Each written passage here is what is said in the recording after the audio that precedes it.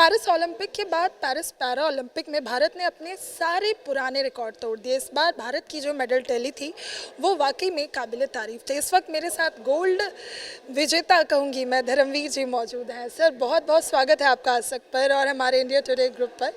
ये बताइए, आपको हम देख रहे हैं, आप इतने यंग दिख रहे हैं और अभी आपने बताया 3 बार आप पैरा ओलंपिक में हिस्सा ले चुके हैं। सबसे पहले तो बधाई, और अब गोल्ड जीता, कैसा लगा? Thank you ma'am.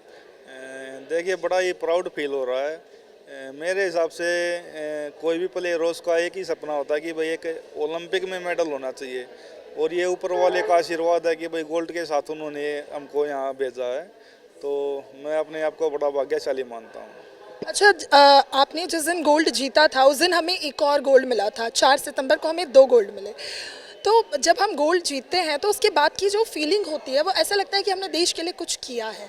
और आप तो लगातार, ये आपका तीसरा ओलंपिक था, मुझे लगता है आप जब घर वापस अपने जाते होंगे तो बड़ी प्राउड फीलिंग होती है। हाँ, देखिए, जब वापस हम अपने देश में लौटे तो एयरपोर्ट पे देशवासियों का और गाँव वासियों ने भी मतलब ऐसा एक सम्मान समारोह कर रखा था।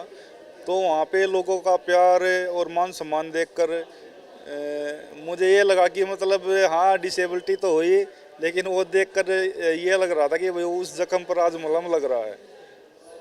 अच्छा, क्योंकि वैसे तो हम डिसेबिलिटी पे बात ही नहीं करेंगे, क्योंकि मुझे लगता है जब आप गोल्ड लेकर आते हैं तो डिसेबिलिटी बचती ही नहीं है। लेकिन जंप, और आपने इसे कैसे कनकर किया है? क्योंकि मुझे लगता है लंबी प्रैक्टिस भी होगी सर, क्योंकि लंबी छलांग लगाना आसान नहीं है। आप बिल्कुल ठीक बोल रहे हो। मैंने 2014 में गेम स्टार्ट किया था, और 2015 में मैंने पहला नेशनल खेला था जहाँ पे मेरे 2 ब्रोंज मेडल आए थे। और एक साल के अंदर ही 2016 में रियो पैरालंपिक्स में मैंने पार्टिसिपेट किया था। तो उस टाइम तक इतने कम टाइम में ओलंपिक में पार्टिसिपेट करने वाला मैं पहला ही प्लेयर था। तो मेडल की जहाँ तक बात है तो देखो, रियो में तो मैं सच बताऊंगा इतनी अच्छी तैयारी नहीं थी कि भाई मेडल आ जाए, लेकिन टोक्यो में मैं बहुत अच्छी तैयारी के साथ गया था। लेकिन हार्ड लक वहाँ पे मेरा मेडल मिस हो गया, नहीं हो पाया। तो लेकिन इस बार ऊपर वाले ने आशीर्वाद दिया और किस्मत ने साथ दिया, इस बार गोल्ड मेडल के साथ आए हैं। यानी मतलब कहते हैं ना, जो ओपनिंग हुई है, ओपनिंग ही आपने गोल्ड के साथ की। हाँ जी। अभी तक मेरे देखिए, वर्ल्ड एशियन गेम में 2 मेडल थे, वर्ल्ड चैम्पियनशिप में भी मेडल था, ओलंपिक में मेडल नहीं था। जैसा कि मैं बता रहा था कि भाई टोक्यो में मैं बहुत अच्छी तैयारी के साथ गया था, लेकिन वहाँ मेडल मिस हो गया था मेरा। लेकिन अब की बार किस्मत ने साथ दिया, और देखिए, मेहनत तो हर एक प्लेयर वहाँ पे करके ही जाता है, तैयारी भी अच्छी थी, लेकिन वहाँ पे एक प्लेयर का दिन होता है। तो इस बार दिन मेरा था और गोल्ड मेडल के साथ हम आए हैं। बहुत ज़्यादा वक्त नहीं लूँगी सर, बस एक और सवाल, क्योंकि जब हम बात खेल की करते हैं तो आदमी के मन में पहला ख्याल ये होता है कि आदमी बहुत फिट प्लेयर होना चाहिए। फिर उसके बाद हम जब पैरा ओलंपिक जैसे लीग देखते हैं जहाँ आपको मौका मिलता है कि ठीक है, आपके साथ कोई हादसा हो गया। बहुत ऐसे खिलाड़ी हमने देखे जो पहले नॉर्मल लाइफस्टाइल ही जी रहे थे, फिर उनके साथ कोई हादसा हुआ, लेकिन उन्होंने उसको अपने जीवन पर हावी नहीं होने दिया और फिर अपने जीवन को एक नया मोड़ दिया। कैसे देखते हैं आप इस तरह के खेल को, और कितना ये मोटिवेट करता है खिलाड़ियों? आप ठीक कह रहे हो। जब मेरे साथ ये हादसा हुआ था, मैं 2012 में मेरे साथ हादसा हुआ था, और एक बार तो ऐसा लग रहा था कि अब ज़िंदगी बिल्कुल ख़त्म हो गई है, कुछ बचा ही नहीं है।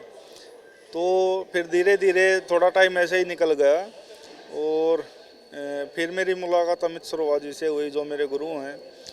उनको देखकर मुझे बहुत ही ज़बरदस्त मोटिवेशन मिला, क्योंकि वो मेरी सेम इंजरी के थे। तो मुझे ये हुआ कि ये कर सकते हैं, तो मैं भी कर सकता हूँ। और वहाँ से फिर मैंने स्टार्टिंग तो मैंने गेम का अपना एक टाइम पास करने के लिए की थी कि टाइम पास हो जाएगा, लेकिन वो बढ़ता बढ़ता इतना आगे बढ़ गया कि आज जो भी कुछ हो, मैं गेम स्पोर्ट्स की वजह से ही हूँ। मुझे लगता है अब तो आप पूरे देश, क्या पूरी दुनिया की मोटिवेशन होंगे। तमाम जो वो बच्चे होंगे जो अभी या तो किसी कहीं डिसेबल होंगे या नॉर्मल भी खिलाड़ी होंगे, वो आपसे सीख लेते होंगे कि जब आप कोशिश करें तो सारी कोशिशें सही साबित हो जाती है? जी देखिए, मैंने भी किसी को देखकर ही मतलब स्पोर्ट्स में आया हूँ मैं, और मैं यही संदेश देना चाहूँगा। मैं ये नहीं कहता कि भी सभी जो डिसेबल हैं वो स्पोर्ट्स ही करे। आप किसी भी फील्ड में जाओ, लेकिन सच्चे दिल से मेहनत करो, ऊपर वाला एक दिन फल ज़रूर देगा।